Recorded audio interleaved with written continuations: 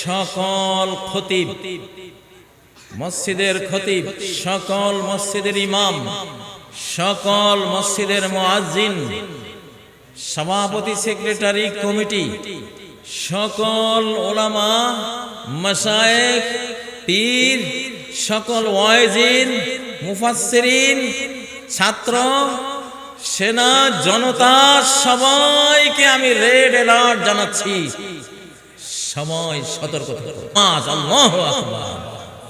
কোনো মামলা নাই, কোনো ঝগড়া নাই, কোনো চুরি নাই, কোনো ডাকাত।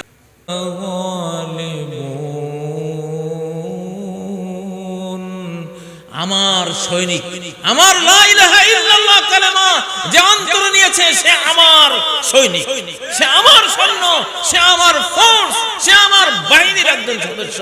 তারা বিজয়ী হবে, ঠিক নয় কি? এখন সময় হয়েছে, বিশ্বের বহু দেশে গোটা জাতি ট্রেনিং প্রাপ্ত, আমাদের গোটা বাংলাদেশের প্রত্যেকটা নাগরিকের এখন ট্রেনিং ফরজ ফারজে আইন হয়ে গেছে। কারণ যুদ্ধ ফরজে আইন, নাফির আম, গণযুদ্ধের ডাক দিতে হবে। এই যে সেক্রেটারিয়েট হলো বাংলাদেশের হৃৎপিণ্ড। এই বিদ্যুৎ বাতি যে জ্বলে, সেক্রেটারিয়েট থেকে তো বরাদ্দটা দেওয়া হয়, ঠিক না? রোড ঘাট রাস্তা যে করা হয়, কোত্থেকে বরাদ্দ, কোত্থেকে দেওয়া হয়? সেক্রেটারিয়েট থেকে। এই যে যত রকমের আসবাবপত্র, খাবার দাবার, ঔষধ, সব তো সেক্রেটারিয়েট কেন্দ্রিক, ঠিক না? সেখানে আগুন দেয়া মানে কি 18 কোটি মানুষের গায়ে আগুন দেওয়া হয়েছে। আর বসে থাকার সময় নেই। আপনারা আমাদের ন্যায় বিচার ও সাম্যের বিষয় দিয়েছেন, কিন্তু আমি যুদ্ধের ডিক্লারটা আগে দিলাম, কারণ আজকের সময়ের এটা দাবি। তো একটা সূত্র দেই সরকারকে। তালুতের 313 জন বাহিনী 1 লক্ষ বাহিনীকে পরাস্ত করেছে। কয়জন? 313 জন আল্লাহওয়ালা বাহিনী কতজনকে পরাস্ত করেছিল? 1 লক্ষ। আল্লাহু আকবার। বদরে 313 জন 1000 দুর্ধর্ষ বাহিনীকে পরাস্ত করেছিল। আরো কয়েক হাজার আসলেও পরাস্ত হতো। একটা হাদিস সরকারকে দিচ্ছি, সেনাবাহিনীকে দিচ্ছি, আপনারাও শুনুন।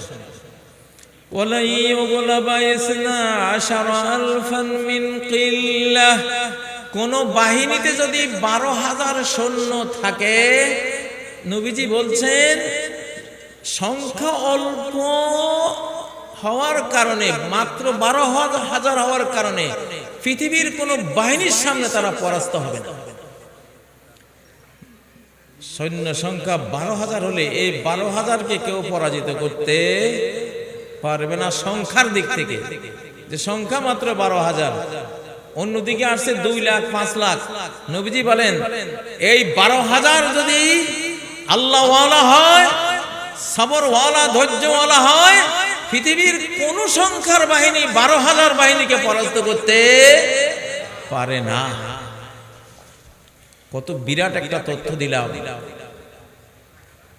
বাবরের পানিপথের যুদ্ধ, সম্রাট বাবর পানিপথে যে যুদ্ধ করেছিলেন, 12,000 সৈন্য নিয়ে এসেছিলেন। মনে হয় এই হাদিসের কারণে, তিরমিজির এই হাদিসটার কারণে, ওরা হাদিস পড়তো, হাদিস জানতো। তিনি 12,000 সৈন্য নিয়ে এত বিশাল ভারতবর্ষের উপরে হামলা করেছেন। 1,80,000 বাহিনীকে মাত্র 12,000 দিয়ে পরাজিত করে ভারতে মোগল সাম্রাজ্যের পতাকা উড়িয়ে দিয়েছে, ইসলামের পতাকা উড়িয়ে দিয়েছে। নবীজির কোন নিয়মিত সৈন্য বাহিনী ছিল না, প্রত্যেক সাহাবী ছিল তার সৈন্য। প্রত্যেক সাহাবী, প্রত্যেক সাহাবীর বাড়িতে তীর, তরবারি, সাজোয়া, হেলমেট, ওই যুগের সকল অস্ত্র ছিল। ডক্টর ইউনূস সাহেব, মাননীয় ওয়াকারুজ্জামান সাহেব, গোটা বাংলাদেশকে সৈন্যে পরিণত করুন। যদি আপনারা এটা পারমিশন দেন, এখন পারমিশন চাচ্ছি। যদি আমরা আক্রান্ত হই, খালি হাতে থাকা অবস্থায় কোনো পারমিশন চাইবো না, নিজেরাই নিজেদের বাঁচার সকল আয়োজন আমরা জনগণ করতে বাধ্য হব, ঠিক নয় কি? ইনশাআল্লাহ। তখন আর আপনাদেরকে জিজ্ঞাসা করব না, বাঁচার জন্য যা লাগে, স্বাধীনতা অখণ্ডতার জন্য যা লাগে তা করতে কারা কারা রাজি আছেন? হাত তোলেন। লিল্লাহে তাকবীর, লিল্লাহে তাকবীর।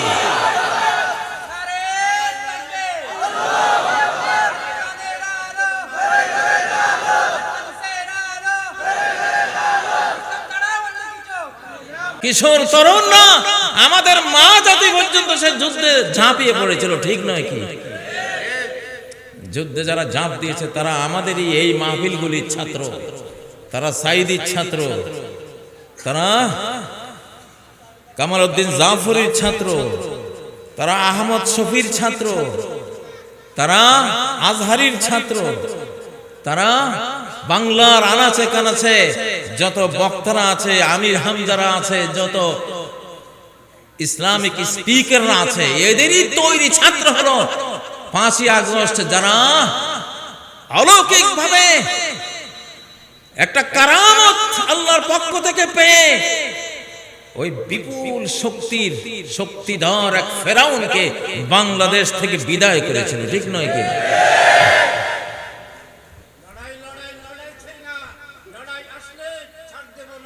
আলহামদুলিল্লাহ, আলহামদুলিল্লাহ। আমরা কিন্তু লড়াই চাই না। লড়াই করলে ছাড় দেব না।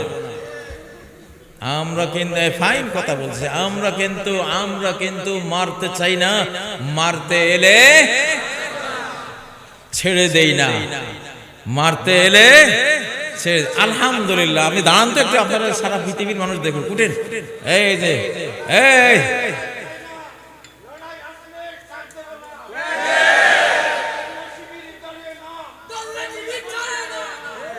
মাশাআল্লাহ, আমাদের স্লোগান ঠিক হয়ে গেছে, আজকে স্লোগান ঠিক হয়ে গেছে, আল্লাহর প্রিয় স্লোগান হয়ে গেছে, নবীর সুন্নাহ মতো ভেরিফাইড একটা স্লোগান হয়ে গেছে।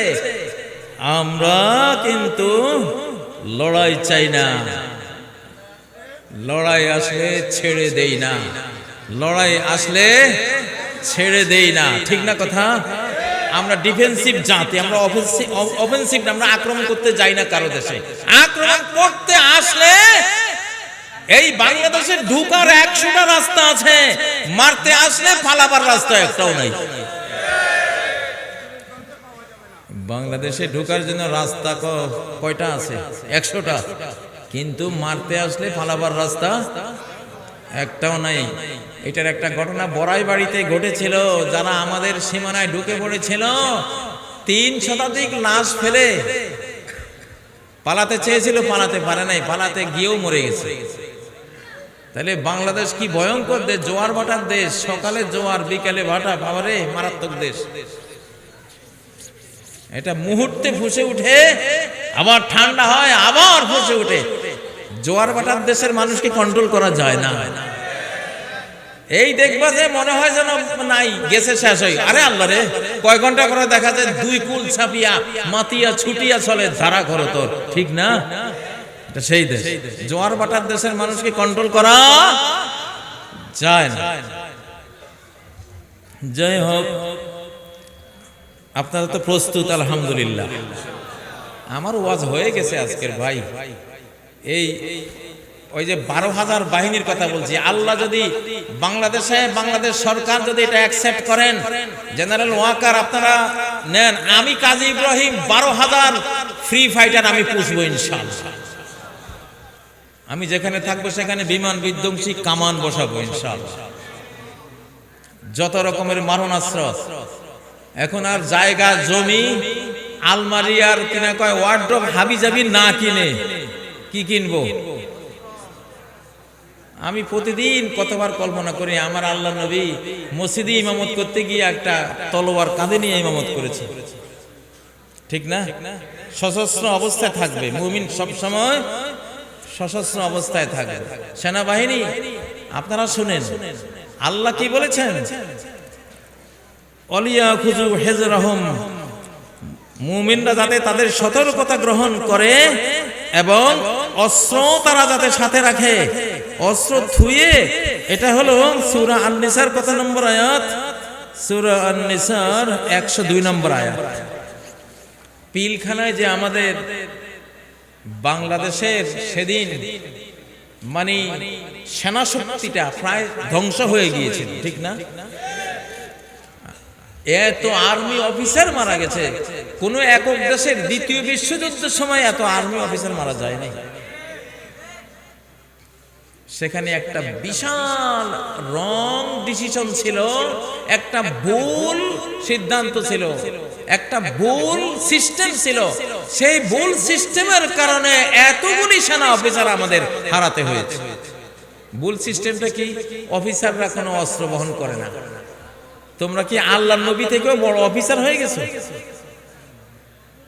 যদি সেদিন সেনা অফিসারদের হাতে এক একটা অ্যাসল্ট রাইফেল থাকতো, কারো সাধ্য ছিল এতগুলি অফিসার মারে? বরং গুলির কোনো সাহস কেউ করতো? মেজরদের হাতে অস্ত্র। আপনি মেজর হয়েছেন, আপনার হাতে অস্ত্র নাই কেন? আমি যদি মামলা করি মরণ উত্তর বিচার হবে তাদের, কেন অস্ত্র ছাড়া গেলা তোমরা? এই সিস্টেম আমরা মানি না। মহানবীর সিস্টেমের সাথে এটা যায় না। মহানবীর সিস্টেম হলো তার সকল সৈনিক, সাহাবী, নবীজি যেখানে যেতেন তলোয়ারটা তাদের কাঁধে, তাদের তুনির তীর তাদের কোমরে। কেন আমাদের সেনাপতি, আমাদের সেনাবাহিনীর অফিসাররা অস্ত্র ছাড়া পিলখানায় গেল? কারণ কোরআন পড়া নাই, কোরআনের থিওরি নাই। ওই ইংরেজদের গোলামি এখনো করে যাচ্ছি। 102 নম্বর আয়াতে আল্লাহ কি বললেন? আলিয়াখুযু হিজরাহুম ওয়া আসলিহাতাহুম।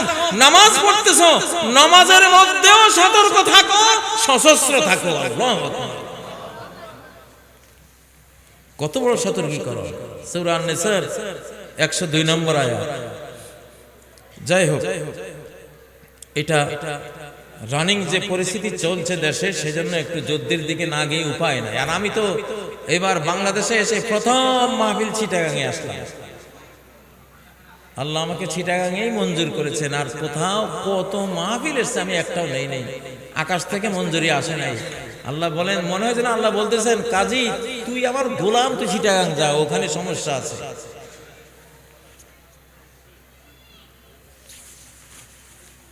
ওখানে গিয়া যুদ্ধের কমান্ড করবি, ওখানে যা,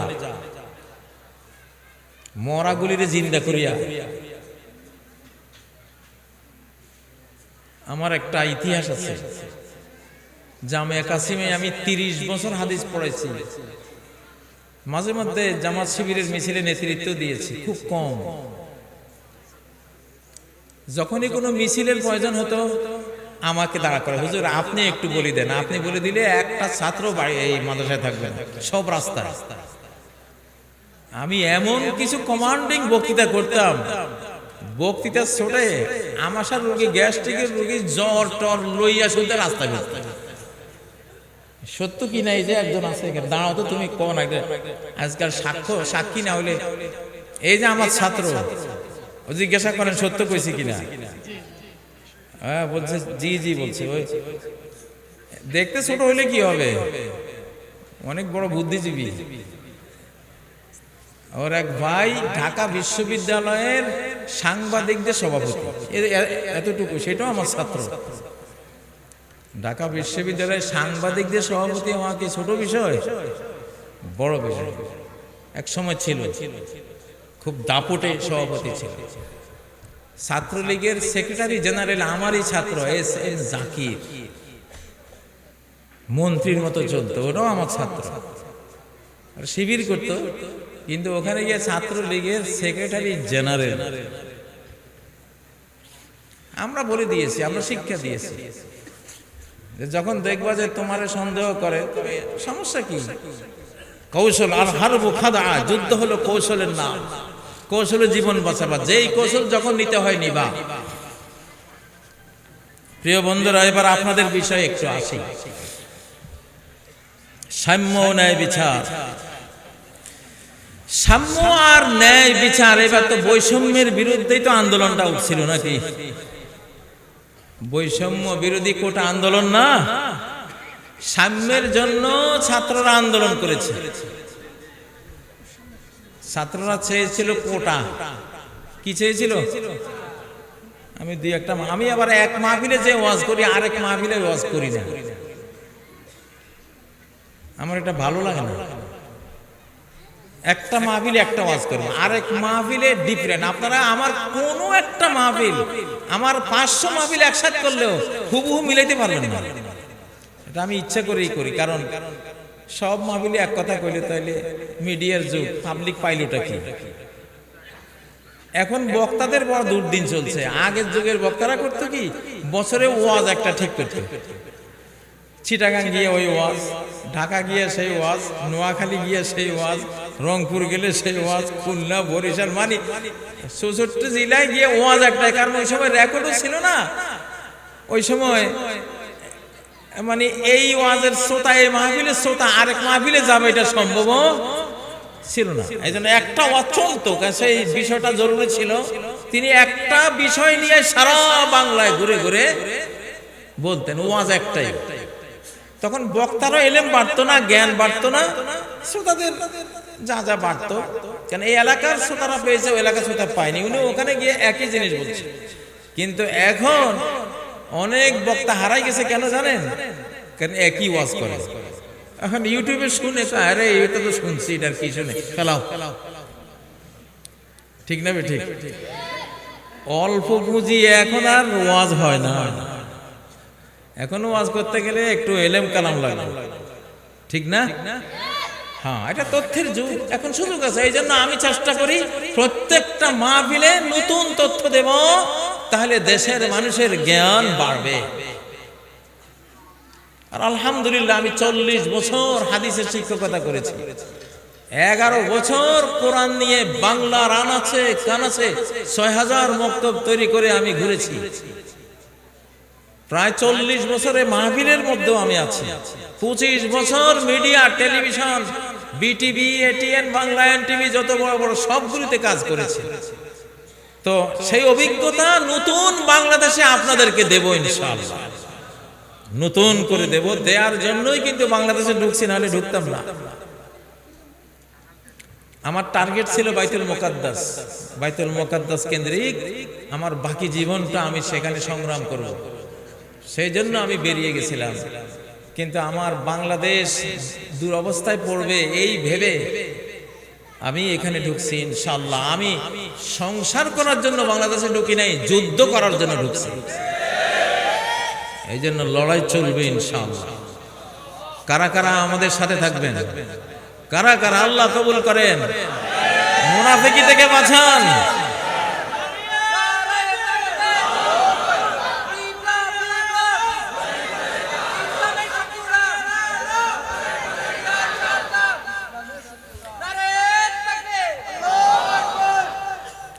ভাইয়েরা,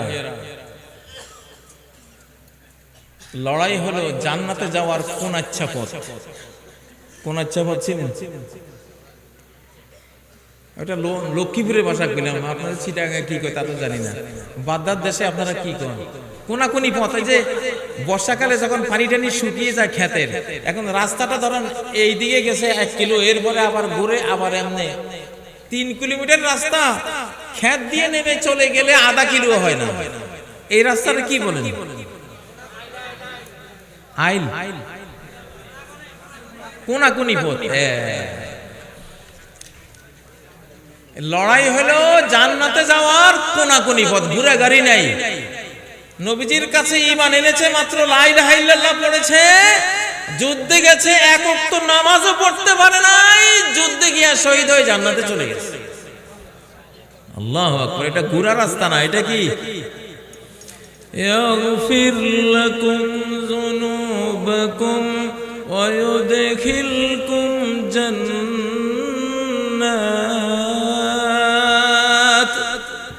যুদ্ধে যাও, সমস্ত গুনাহ আল্লাহ ক্ষমা করে দেবে। সমুদ্রের যুদ্ধে মারা গেলে ঋণ সহ মাফ, ঋণটাও মাফ। স্থলযুদ্ধে, মাটির যুদ্ধে মারা গেলে সব গুনাহ মাফ হয়, তবে মানুষের ঋণটা মাফ হয় না। সমুদ্র যুদ্ধে মরলে ঋণ শুদ্ধ মাফ। ঋণ যে পাওনাদার, তার পাওনাটা আল্লাহ নিজের থেকে আল্লাহ শোধ করে দেন। আল্লাহ। চিটাগাঙ্গের মানুষদের তো নাবিক হয়ে যুদ্ধ করারও সুযোগ আছে না নাই? আল্লাহ তাআলা তৌফিক দেন, আল্লাহ তৌফিক দেন। প্রিয় ভাইয়েরা, সাম্য, সাম্য ন্যায় বিচার হলো ইসলাম। ইসলামের মানে সাম্য। আল্লাহর কোরআনের বিধানে কি হয়? সাম্য হয়। কি হয়? সাম্য আর ন্যায় বিচার কি দিয়ে হয়? কোরআন দিয়ে হয়, নবীর হাদিস দিয়ে হয়। কি দিয়ে হয়? আল্লাহ বলেন, আমি নবীদের সাথে কোরআন দিয়েছি, কিতাব দিয়েছি, আসমানি সংবিধান দিয়েছি। কেন দিয়েছি? লিয়াকুমান্নাসু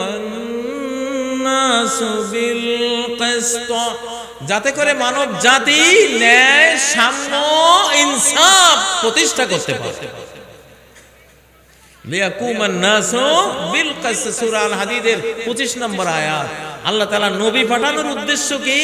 বাইয়ানাত, স্পষ্ট দলিল, কিতাব, আকল, বিবেকে সব দেওয়ার উদ্দেশ্য কি? একটাই উদ্দেশ্য, লিয়াকুমান্নাসু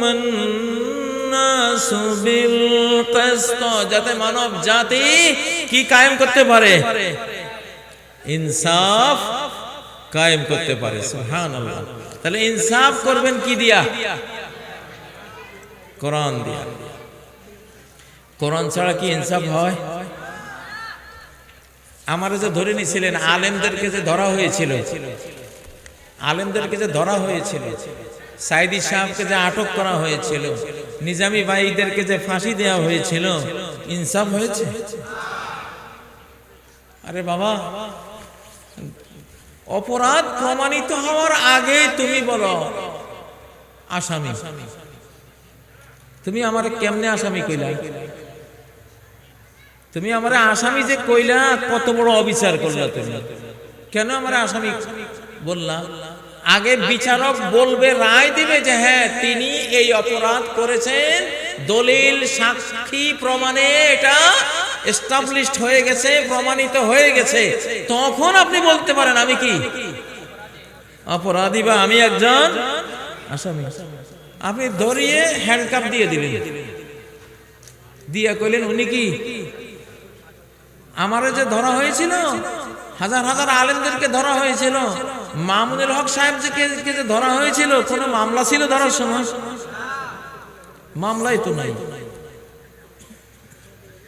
আমারে ধরে ওনারা হ্যান্ডকাপ, মানে যেমন ভেড়া আর গরু ছাগল নিতেছে। এই অসভ্য বিধান, এই চেঙ্গিস খানের বিধান, এই জালিমের বিধান কোরআন দিয়ে উড়িয়ে ফুড়িয়ে দেব ইনশাআল্লাহ। এসব জোর জুলুমের অন্যায় বিধান আমরা রাখবো না এই বাংলাদেশে। কত কষ্ট পেয়েছি, কত আঘাত লেগেছিল।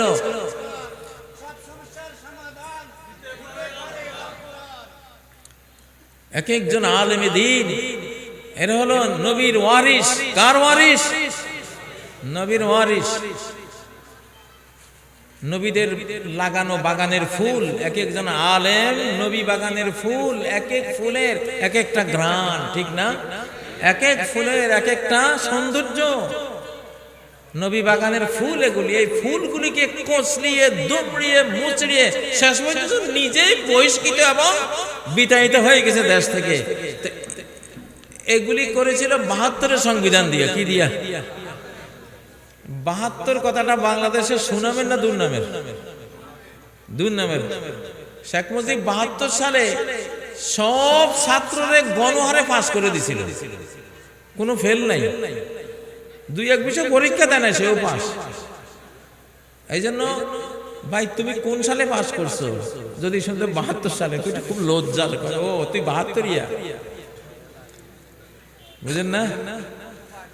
এখন এই ৭২ইয়া সংবিধান দিয়েই আলেমদেরকে ১৭ বছর নির্যাতন করেছে, বাংলার প্রায় কোটি মানুষকে মিথ্যা মামলায় জর্জরিত করেছে। সাইদি সাহেবকে মৃত্যুদণ্ড দিয়েছে ধর্ষণের মামলা। আল্লাহর লানত পড়ুক তাদের উপরে। আল্লাহর লানত, আল্লাহর ফেরেশতাদের লানত, কুল মানব জাতির লানত তাদের উপরে পড়ুক যারা সাইদি সাহেবের মতো এমন কোরআনের একজন ফেরেশতাকে তারা ধর্ষণের মামলা দিয়েছে। বলেন আমিন, আমিন। কত বড় জুলুম, এই জুলুম করা হয়েছে তো ৭২ সংবিধান দিয়ে, ঠিক না? এখন সে ৭২ সংবিধান, ও ভাইয়া কয় না এই যে কয়লা ধুইলে ময়লা যায় না, ৭২ সংবিধানটা কি? এটা কয়লা, কিছু হয়তো ভালো থাকতে পারে, এটা বাদ দিলাম, কয়লা ধুইলে ময়লা যায়। এখন সেই সংবিধান কারা ঠিক করতেছে? ঠিক করে ৭ই জানুয়ারি আবার দেবে, ওই ওই ঘুরে ফিরি ওই যেই লাউ সেই কদু, যে কদু সেই লাউ। আমরা এই স্বাধীন বাংলাদেশে বিধাতার বিধান ছাড়া আর কোন সংবিধান ফাইনাল করতে দেব না, ফাইনাল করতে দেব না। এই মানচিত্র কোরআনের মানচিত্র, ঠিক না? কোরআনের জন্য আমরা জীবন দেব ইনশাআল্লাহ।